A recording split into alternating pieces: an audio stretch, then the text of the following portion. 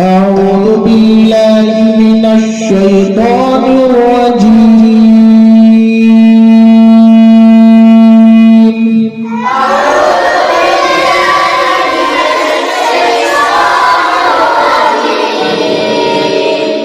بسم الله الرحمن الرحيم.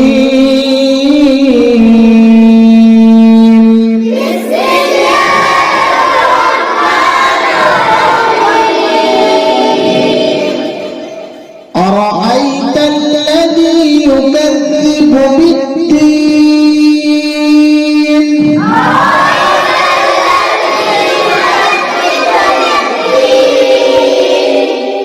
فذلك الذي يدع اليتيم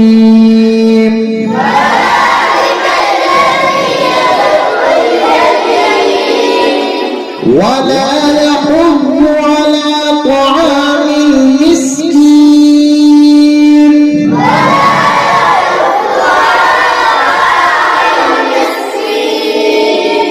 فويل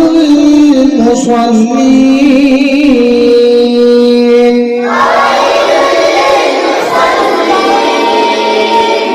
الذين هم عن صلاتهم ساهون